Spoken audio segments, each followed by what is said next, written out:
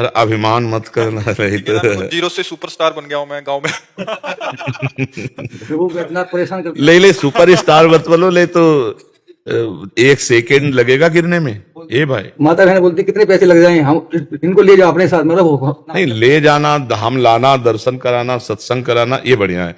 आपको ये सोचना है कि वो आपको कुछ भी कहे, आपके अंदर ना आ जाए मैं सुपरस्टार हूं। आज सत्संग सुने थे, इनमें से कोई सत्संग सुने थे? गोपी जनों को क्या आया? यही आ गया। मैं ब्रह्मांड में समस्त स्त्रियों में सर्वश्रेष्ठ हूं, भगवान अंतर्ध्यान हो गए। ये ज्ञान विज्ञान भक्ति ये सब खत्म हो जाएगा। अभिमान आ गया तो पतन निश्चित हो जाएगा। इसलिए अभिमान से डरो। ये जरूर है, संत कृपा भगवंत कृपा, कहो कृपा ते कहा ना हुई, सब कुछ हो सकता है।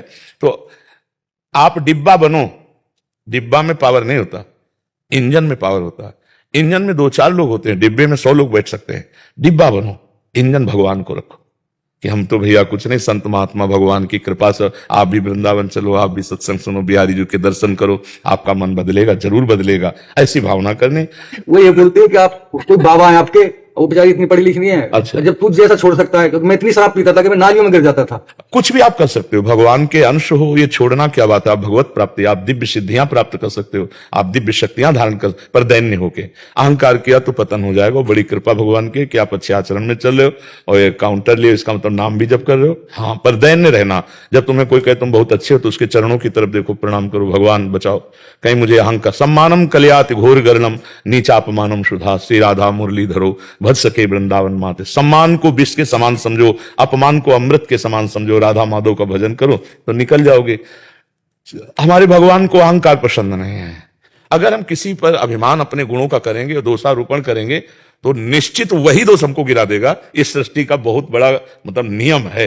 हम दूसरे की दोष निवृत्ति की बात सोचे पर निंदा न करें, भगवान से प्रार्थना करें पर अपने में श्रेष्ठता न करें। अपने में श्रेष्ठता करेंगे तो माया ऐसी महीन गति से आएगी कि ठीक जैसे वो वैसे हो। तो अभिमान नहीं करना, अपने में गुणाभिमान, दोष दूसरे में दोष दर्शन, तो पतन निश्चित हो जाता है जी का। राम सेवक गुजर जी ग्वालियर से।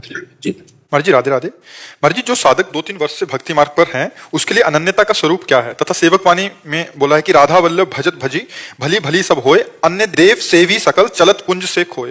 बात इसमें बच्चा ये समझनी है, साधन सकल सकाम मत सब स्वार्थ, सकल सबे जो अनीति, ज्ञान ध्यान व्रत कर्म जिते सब काहू में नहीं मोह प्रतीति, रसिक अनन्य निशान बजायो एक श्याम श्यामा पद प्रीति, श्री हरिवंश चरण निज सेवक बिचले नहीं छाणी रस रीति, श्री हरिवंश धर्म प्रगट निपट के ताकि उपमा को नहीं। ये वृंदावन है, ये अलौकिक अनन्य रस प्रेम रस का मार्ग है। हम सब साधनों का उपदेश करेंगे, सब साधनों की चर्चा करेंगे, लेकिन हमारी स्थिति श्यामा श्याम के चरणारविंद की अनन्यता में है। एक भरोसो, एक बल, एक आस विश्वास, बस श्री जी का नाम, श्री जी का रूप, श्री जी की सेवा, श्री जी की अन्य नहीं। बोले अन्य जो उपासना का, तो अन्य देव का है ना, वो किसके लिए का अन्य देव? सब चराचर देव ही है। रसिक अनन्य निशान बजायो एक श्याम श्यामा पद प्रीति। अगर हम आपकी तरफ देखकर प्यार भरी दृष्टि से देखेंगे तो चिद चिद लक्षणम सर्वम राधा कृष्ण मयम जगत, मेरे प्रिया प्रीतम आपके हृदय में विराजमान है, बस इस भाव से देखेंगे। चाहे किसी मंदिर में हो, चाहे कहीं भी ले चलो, सब जगह प्रणाम नमस्कार करेंगे, लेकिन हमारी दृष्टि में यही रहेगा, मेरे राधा वल्लभ लाल ही ये बने बैठे हैं और कोई नहीं है। समझ रहे? बस यही, जैसे गोस्वामी जी की अनन्य दृष्टि है ना, सिय राम मैं सब जग जानी करो प्रणाम, इसे अनन्यता कहते हैं। अपने इष्टाकार वृत्ति है ना, मेरी श्री जी के अंश, कोई दूसरा नहीं है, दूसरों न कोई, वही प्रभु सब रूपों में, इसको अनन्यता कहते हैं। अब अपने इष्ट के सिवा और कुछ तो फिर वो अनन्यता में बाधा आ जाएगी ना। तो इसलिए अनन्यता का मतलब समझ पा रहे हो ना? हाँ, यहां आए हो तो कृपा करके नशा मत करिएगा, कुछ ना कुछ सुधार होना चाहिए। सत्संग का मतलब है हमारा जीवन परिवर्तन हो। यदि आप कृपा करके आए हो, समय दिए हो, तो 24 मिनट ही सही नाम जप कीजिएगा, आहार शुद्ध कीजिएगा, किसी जीवन में किसी एक व्यक्ति का परोपकार कर दीजिएगा। रोज एक परोपकार करो, अच्छी बात, हम कह रहे हैं जीवन का लक्ष्य बना लो परोपकार, बहुत जल्दी उन्नति होगी। हमें लगता है कि हम दूसरे के प्रति जो समय अर्थ जो तो ये व्यर्थ है, नहीं, वो बहुत बड़े आपके संकट और विपत्ति का नाश करेगा और आपकी उन्नति करेगा। आहार शुद्ध करो, आचरण शुद्ध करो, नाम जप करो, तो हमारे मिलने का, हमारे आपस में बैठने का लाभ मिला कि भाई सत्संग मिला तो हमें कुछ मिला। केवल ऐसे जैसे सुन लिया और निकल गए तो हमें लगता है इतना समय तो सार्थक हुआ, शेष जीवन का परिवर्तन नहीं तो सत्संग नहीं हुआ। फिर सत्संग का मतलब है आज से जीवन परिवर्तित हो जाना, हमारा जीवन जो है मंगल दिशा में चलने लगे, सत्य सच्चिदानंद भगवान के चरणों का आश्रय मिल जाए। अतुल कुलकर्णी जी, राधे राधे महाराज जी। महाराज जी, क्या श्रद्धा की वृद्धि प्रारब्ध का क्षय होने के बाद ही होती है?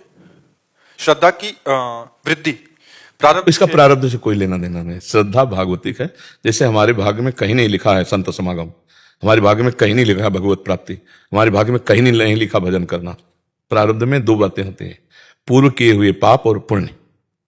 भजन ये अलग चीज है, ये श्रद्धा विश्वास ये हम इस जन्म में प्राप्त करते हैं, और हम भजन करके प्रारब्ध का मिटियामेट करके तभी तो मोक्ष होता है। अगर प्रारब्ध बचा रहे तो फिर मोक्ष कैसे होगा?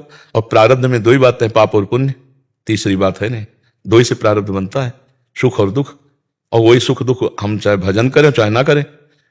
बिल्कुल जैसे कोई भी व्यक्ति दुख नहीं चाहता, ना दुख के लिए प्रयास करता है, पर उसे दुख भोगना पड़ता है, ऐसे ही सुख के लिए भी, लौकिक सुख के लिए आप बिल्कुल प्रयास न करें तो भी आपको सुख भोगना पड़ेगा, क्योंकि वो प्रारब्ध में है। लेकिन भगवत प्राप्ति, धामवास, वैराग्य, ज्ञान, योग ये प्रारब्ध में नहीं लिखा है। ये विवेक के द्वारा होता है, विवेक सत्संग के द्वारा होता है। सत्संग भगवान की कृपा से मिलता है। तो मानव देह का मिलना, सत्संग मिलना, ये भगवान की कृपा का प्रतीक है। अब सत्संग से हम अपने आप को बढ़ाएं, श्रद्धा विश्वास शास्त्र वाक्यों पर, संत वाक्यों पर, तो अपने जीवन को ज्ञान प्रकाशित कर लें। तो कभी कोई गांठ ही नहीं लगी थी, जड़ चेतना ग्रंथि पड़ गई, यद्यपि मृषा छूटती कठिनाई। तो हमारी श्रद्धा और विश्वास का प्रारब्ध से कोई लेना देना नहीं। हाँ, बुद्धि अगर खराब है तो श्रद्धा विश्वास टिक नहीं पाएगी, वो दर्शन गलत हो जाएगा, दृष्टि का दर्शन गलत हो जाएगा। मतलब जैसे हम कहीं जाते हैं तो हमारे जितने भाव होते हैं वैसे हमें दर्शन होता है। जैसे हम भाव में भरे हो कि आज तो भगवान के भक्त के दर्शन होंगे, कितनी भगवान ने कृपा की, तो आपको आते ही रोमांच हो जाएगा, आपको एकदम एक अलौकिकता अनुभव में आएगी। अगर ये कि साक्षात भगवान बैठे इस रूप में, आपको वैसे ही आभा आएगी। पाखंड है, नाटक है, तो आपको वैसे दर्शन होगा।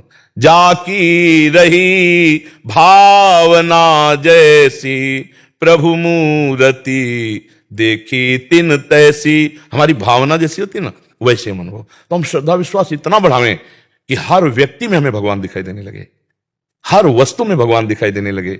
सर्वम खलमिदम ब्रह्म, हर जगह भगवान दिखाई देने लगे। अभी हमारी श्रद्धा बहुत छोटी है, इसको बढ़ाएं। सत्संग के द्वारा, भजन के द्वारा, पवित्र आचरण के द्वारा श्रद्धा बढ़ती है, और भ्रष्ट आचरण कुसंग इससे उड़ जाती है।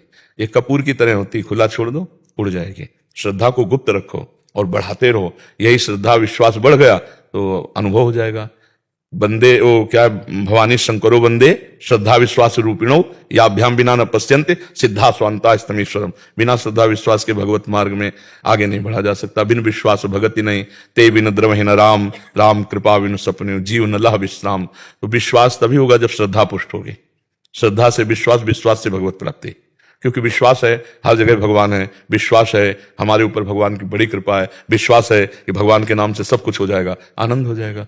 विश्वास नहीं तो फिर भटकना पड़ता है।